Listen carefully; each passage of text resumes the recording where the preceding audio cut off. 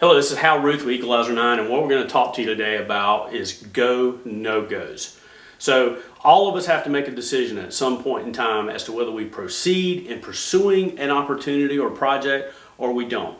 And it's an important decision that goes overlooked so many times. It's important because not only is there a lot of pursuit costs when we decide to move forward, but there's also extreme opportunity costs when we move forward and we don't win.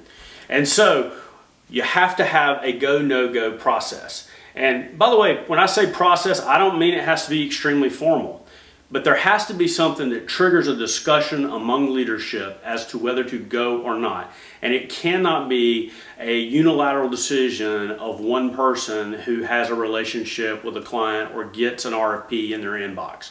Has to be something that triggers a conversation.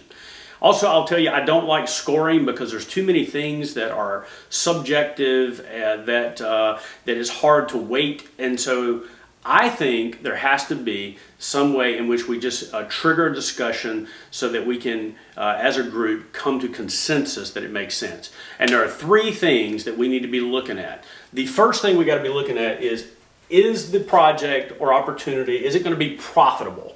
Do we think it's going to make the money we need it to make for it to make sense? Does it make enough money that, because we're going to put resources to it, those resources could go somewhere else? So we need to decide, is it going to make the amount of money or profit that we need to make? Whether you measure it by profitability per superintendent or profitability per project manager hour, whatever your baseline is, you need to find a way to measure it. Another question within that profitability piece needs to be, do we know what the contractual method is going to be? Have we seen a copy of the contract? Do we know what's in it? Are there any gotchas that could impact us from a profitability standpoint? So that would be something else you would ask. Now, the next area we're going to ask questions about is around capability. Now, capability means, simply put, do we have a good chance of delivering this project well? Do we have the right people for this type project? Is there some particular type of expertise this project might require that we don't possess? Is this something new that we've never ever done before and there's a question mark about whether we can do it well? Those are the kind of questions we need to ask, and particularly around team. Do we have our A-team available for this project? The team we need in order to do it well. So we have to ask questions around capability. Now, the last one is the one that goes overlooked. You know, companies are generally pretty good at asking questions around profitability and capability. And when they figure out, hey, we can make money at it, and capability-wise, oh, we know we can build it. We have the guys who can build it. But here's where they stop. You got to ask the question around winnability. Can you win this project?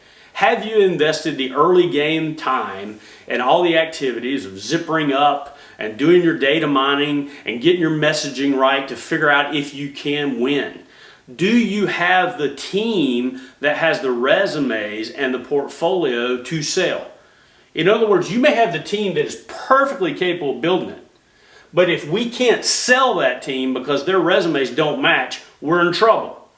And so this is where I think most companies mess up. They answer the first two very well. They don't answer the winnability question, and they move forward, huge opportunity costs. Give you an analogy. Way back when I was a young man, before I met my wife, before I met the lovely Deborah, I thought, you know, Demi Moore, I would be suited for Demi Moore. I mean, first of all, profitability, I would certainly profit from a relationship with Demi Moore.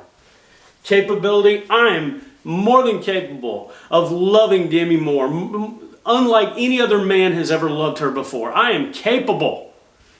Winnability, that's the problem. No chance of competing against, the likes of Ashton Kutcher and Bruce Willis. I had no chance. So I would have been silly. I would have been a stalker that got put in jail if I moved forward trying to get a relationship with Demi Moore. It's no different when you're thinking about what you want to pursue. If you can't win it, don't waste time pursuing it.